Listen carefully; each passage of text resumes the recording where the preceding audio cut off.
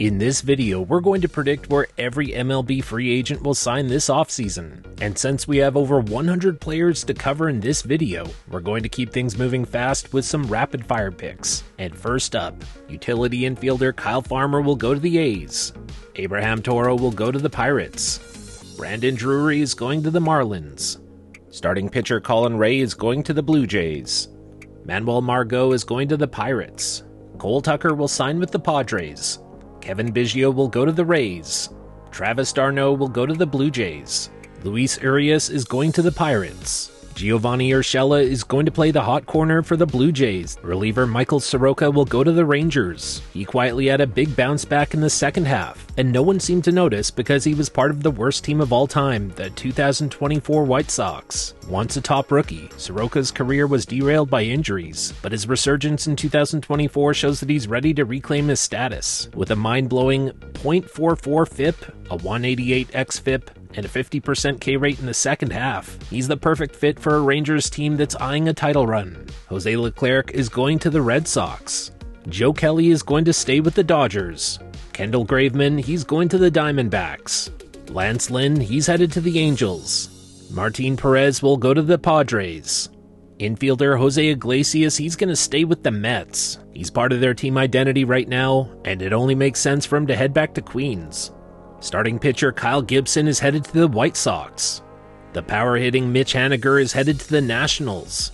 Reliever David Robertson is going to the Diamondbacks. Paul Sewald is going to the Yankees. He'll join their bullpen. Jock Peterson is going to the Cincinnati Reds. Peterson's bat is still legit, especially against righties. Peterson posted a 151 OPS last season and showed he's still got a lot of valuable game power. The Reds are looking for a lefty slugger who can mash right-handed pitching, and Peterson might be one of the best players for them to target this offseason. Tommy Kahnle is going to the Mets. Catcher Danny Jansen is going to the Tigers. Jose Quintana is going to the Diamondbacks. Nick Martinez is going to stay with the Cincinnati Reds. First baseman Anthony Rizzo is going to the Cubs. He's going to finish up his career at Chicago's friendly confines. Carlos Santana is going to the Rockies. They need a leadoff hitter, and he'd help them at first base and DH. Shortstop Paul DeJong is going to the Detroit Tigers. Alex Wood is going to the Cardinals. Kyle Hendricks is going to the Angels. Randall Grichuk is going to the Orioles. Outfielder Edward Olivares is going to the Braves. Starting pitcher Alex Cobb is going to the Rangers. We've got Yoan Moncada going to the Nationals. The Blue Jays could also be a fit, but after a few underwhelming seasons with the White Sox, a fresh start in DC could be exactly what Yoan Moncada needs. The pressure would be low. Look for Moncada to pursue a short-term deal, possibly even a one-year prove-it deal. He's looking for an opportunity, and the Nationals have a big gaping hole at third base. Infielder Thairo Estrada is going to the Yankees. Hunter Renfroe is going to the White Sox. Ahmed Rosario is going to the Nationals. Designated hitter Michael Conforto will go to the Rockies. Right fielder Max Kepler will go to the Yankees. The Yankees are always on the hunt for left-handed hitting outfielders with some pop, and Max Kepler fits the bill. They've wanted Kepler for years, but they couldn't work out the right deal with the Twins, and now he's available. With his left-handed power, he has the ability to launch some home runs at Yankee Stadium's short porch in right field, while also playing excellent defense. This could be a very underrated signing this offseason. Then outfielder Harrison Bader is going to the Phillies. Andrew McCutchen will return to the Pirates as designated hitter for his final season. Catcher Kyle Higashioka will return to the Padres. He fits so well into their team, he brings some pop, and they need some stability behind the plate. The hired gun himself, Tommy Pham, will go to the Rangers. It seems like every offseason, one of the low-ranked teams will sign Tommy Pham to a cheap deal and then flip him at the trade deadline. We're going to skip all that and just put him on a contender right now with the Rangers. Jurickson Profar is going to return to the Padres, but it seems very likely that Profar will just stay in San Diego, and why not? He's versatile, he's been a late bloomer after being a top prospect, and he has a great relationship with the rest of the team. The Padres love having him around, especially as they look to continue to stay in the mix for a playoff spot. He was a key performer. It only makes sense for the Padres to do their best to bring Profar back. Kike Hernandez will stay with the Dodgers. Michael Lorenzen, he's headed to Kansas City to play for the Royals. The power-hitting Eloy Jimenez will head to the Giants. They need a designated hitter, and this is his opportunity to rebuild his value after the last few disappointing seasons with the White Sox. Outfielder Jesse Winker will go to the Tigers. Spencer Turnbull is going to the Rays. Meanwhile, Patrick Corbin is going to the Giants. Returning from injury, John Means will go to the Rays. Luis Severino is going to the Tigers. Detroit is in desperate need of frontline pitching, and Severino has shown that he can both eat innings and sometimes even provide a complete game. With a young core emerging, the Tigers are looking to compete, and bringing in Severino could help them clinch the AL Central for a few years. This is a low-risk, high-reward deal. Severino should do well in Detroit. Starting pitcher Trevor Williams will head to the Royals. Then Matthew Boyd, he'll continue his resurgence with the Red Sox. Outfielder Tyler O'Neill is headed home to Canada. Meanwhile, infielder Ha-Seong Kim is going to the Red Sox. He can play shortstop, but he could also just fill in at second base. If you're enjoying this, hit the like button and make sure you're subscribed. Jorge Polanco is going to the Blue Jays. The Blue Jays have a need in their middle infield, and they've been known to be interested in Polanco in the past. His switch-hitting bat could bring some valuable balance to Toronto's lineup, and Toronto's need for an experienced, reliable second baseman could see them offer Polanco the starting role here. Starting pitcher Andrew Heaney is headed to the Reds. We think first baseman Josh Bell is going to sign with the Mariners. Justin Turner's not done yet. We see him going to San Diego. Rowdy Tellez will take his power bat to the Tigers. First baseman Ty France is going to sign with the Nationals. First baseman and outfielder Mark Canha will sign with the Twins. Kirby Yates is going to the Blue Jays. Relief pitcher Jeff Hoffman is going to the Braves.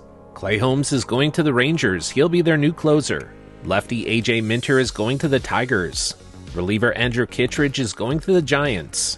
Alex Verdugo is going to the Phillies. Philadelphia needs to shore up their outfield defense, and Alex Verdugo's glove would be a big upgrade. While he's sure to be targeted by a lot of teams, Verdugo's skill set is a great fit for the Phillies' competitive roster, and with Verdugo in the outfield, the Phillies would gain much-needed defensive stability and a hitter who knows how to work counts.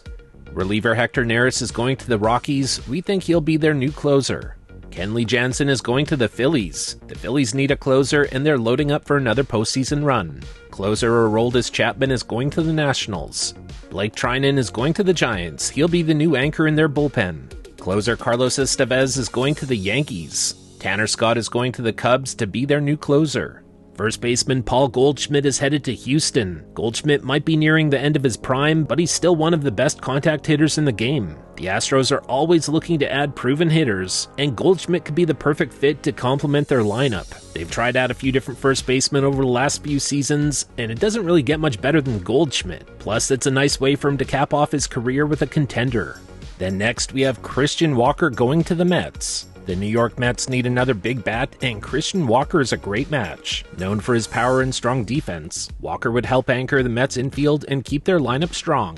The Nationals, Yankees, Tigers, Mariners, and Astros may also be interested, but Walker's a cost-effective addition who improves the Mets' defense considerably. And based on other moves they'll make, Christian Walker could end up being a big part of the Mets' offseason plans.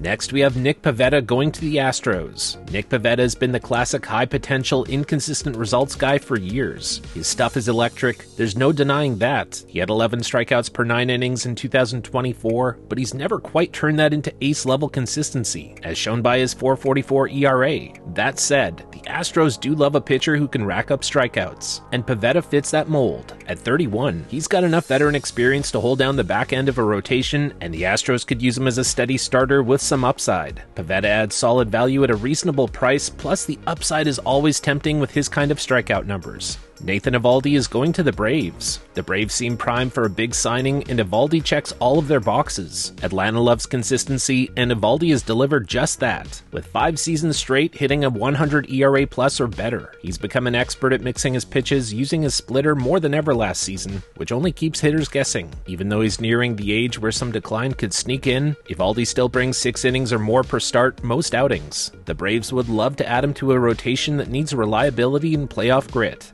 Sean Manaea is going to sign with the Rangers. The Rangers are on the hunt for starting pitching after losing 3 of their starting pitchers this offseason, and Manaea is looking to continue his resurgence after some inconsistent years. Texas has the cash and the need, and Manaea's lefty arm is exactly what they need for their rotation, alongside some of their promising young arms like Jack Leiter and Kumar Rocker. Plus, there's also a guy named Jacob deGrom who's hanging around. With a solid lineup backing him, Manaea could thrive in Arlington, pushing the Rangers deeper into playoff contention. Japanese starting pitcher Tomoyuki Sugano will go to the Cubs. With a solid track record in Japan behind him, he brings a unique flair to the mound. He is 35, but the Cubs need consistency in their rotation. There should be a handful of teams looking to get Sugano. He could go to the Padres or the Giants, but we see him going to the Cubs. Max Scherzer is going to the Baltimore Orioles. Scherzer to the Orioles? Yeah, it does sound wild, but hear me out. At 41 years old, Scherzer is now in the twilight of his career, but he's still got the fire to compete at the highest level. So he's going to be looking for an opportunity because there's not that much time left in his career. If the O's are serious about making a postseason run, as it looks like they are, then ownership should be willing to spend on a seasoned veteran like Scherzer who could provide not only solid innings, but also some important mentorship for their young rotation. His experience and competitiveness are priceless, especially in high-pressure situations. So we see Max Scherzer doing something completely out of the box here and going to a top contender like the Orioles. Justin Verlander is headed back to the Tigers. That's right, the prodigal son returns. Justin Verlander should head back to Detroit. With his career winding down and the Tigers rebuilding, this could be a match made in heaven. Just imagine the excitement in Detroit as Verlander, a franchise legend and a future Hall of Famer, comes back to mentor young arms while still bringing his fierce competitiveness to the mound. This reunion could help him go out on a high note while providing invaluable experience to a new generation of pitchers. Plus, the Tigers are looking to get back into relevance, and bringing Verlander back would reignite fan interest in a big way and bring some nostalgia back to the ballpark. Yusei Kikuchi is going to return to the Houston Astros. Kikuchi's revival in Houston was no fluke, and the Astros are smart to keep him around. After trading a treasure trove of prospects to acquire him at the trade deadline, they'll want to reap the rewards of his dominant performance down the stretch. His ability to mix pitches and be effective against lefties makes him a valuable asset for the Astros. Plus, the team's commitment to analytics means they'll find ways to maximize his potential. They've already proven that they can do that. So keeping Kikuchi is a no-brainer if they want to maintain their competitive edge in a more competitive AL West. Shane Bieber is headed to the LA Angels. This would be a sign that the Angels are serious about turning things around. Whether that can actually happen, well, that remains to be seen. But Bieber brings ace-like stuff and would be a tremendous addition to a rotation that desperately needs stability. Now, he could look for a one-year deal to rebuild his value, but he's only getting older, and the Angels are only getting more desperate. So if there's a team out there that's willing to shell out several years for Bieber, the Angels are definitely at the top of that list. Their playoff hopes have been dashed by unreliable pitching far too many times, and Bieber's experience and poise on the mound could make a major difference here. Not saying that it would actually help the Angels win, but I can definitely see the Angels convincing themselves that Bieber is the answer. If you're enjoying this, hit the like button and make sure you're subscribed. Second baseman Gleyber Torres is headed to the Mariners. How perfect is this? Torres to the Mariners has new era vibes. Seattle is right on the edge of becoming a powerhouse in the AL, but they're missing some key components. And a versatile infielder like Torres would solidify their middle infield. They've been looking for a long-term second baseman for a while, ever since Robinson Cano left. Gleyber's hit-first approach and knack for driving the ball, giving them a solid bat at the top of their lineup to set the plate for Julio Rodriguez and the other young talent. The Mariners' interest is likely strong given that they need a second baseman with pop. The Jorge Polanco experiment failed, but the Mariners' window to compete is right now, so they gotta jump on this. Potential suitors like the Yankees, Blue Jays, Giants, and Red Sox would also be good fits, but the Mariners' urgency here to secure a long-term piece at second base could give them the edge. Outfielder Anthony Santander is going to the Yankees. The Yankees are always on the lookout for power-hitting outfielders, and at 30 years old, Santander is exactly what they want. With his ability to crush left-handed pitching, he'd be a killer addition to a lineup that desperately needs some more consistency. Plus, the Yankees have been known to make splashy moves, and Santander's career-best 44 home runs make him a prime candidate for a hefty offer. Outfielder Teoscar Hernandez will sign with the Red Sox. The Red Sox need a big bat, and Teoscar Hernandez is the answer. Known for his power and his ability to hit in clutch moments, Hernandez would be a dream come true in Fenway Park. With his right-handed bat, Hernandez can take advantage of the Green Monster and deliver consistent production in the middle of Boston's lineup. The Red Sox are determined to get back into contention, and Hernandez would definitely help them stay competitive in the AL East. They tried to sign him a year ago. This year, Boston gets their guy. Next, we've got Jack Flaherty going to the Reds. Flaherty had a comeback year after betting on himself with a one-year deal, and now he's poised for a long-term contract. His struggles in Baltimore made his stock plummet, but a strong season with the Tigers and then the Dodgers reignited interest. Flaherty's reworked fastball and tweaked pitch mix helped him discover his rhythm, and at 29, he's still young enough to be a big part of a team's rotation for years to come. Next, we have Walker Buehler going to the Nationals. Walker Buehler's market is one of the most intriguing storylines this offseason. After battling back from 2 Tommy John surgeries and a lackluster walk year with an ERA north of 5.50, he's a bit of a wild card. But that's exactly what makes him appealing to a team like the Nationals. They're not looking to compete immediately, but they need some big names, and they need some depth in their rotation. While Walker Buehler might be a risky move, Washington can afford it. They've been rebuilding, and they have room to take a chance on a former Cy Young candidate who, if he finds his form again, could be a valuable veteran leader in a young rotation. A frontline starting pitcher is exactly what the Nationals need right now, and they might be willing to go further than some other teams. If Walker can stay healthy, he could also become a valuable trade asset at the deadline. Shortstop Willy Adames is going to the Giants. San Francisco looks like the perfect landing spot for Willy Adames, a power-hitting shortstop with a knack for showing up in the big moments. After a 32-homer, 112 RBI season, Adames has proven that he can handle a full season's grind and still deliver at the plate. The Giants, who have struggled with middle infield stability and are lacking consistent offensive pop, would improve considerably in both areas with Adames. His power numbers would be especially valuable at Oracle Park, where deep fences don't usually favor big hitters. Adames certainly won't come cheap, but the Giants have the financial flexibility to make a splash here and could use a spark like Adames to compete with the Dodgers. Power-hitting first baseman Pete Alonso is going to the Yankees. The Yankees' biggest need right now is a power bat, and Pete Alonso is tailor-made for Yankee Stadium. And more importantly, he's proven that he can perform on the biggest stage. Alonso mashing 50 bombs while bleacher creatures chant his name, the fit is just too perfect. Adding Alonso would allow the Yankees to fill a first base spot that's been a bit of a revolving door and give them a consistent run producer that will line up alongside Aaron Judge and Giancarlo Stanton. Now sure, there'll be some competition from the Mets, Nationals, Mariners, and some other teams, but the Yankees brand and their financial power here will likely win out. So we've got the polar bear going to the Yankees.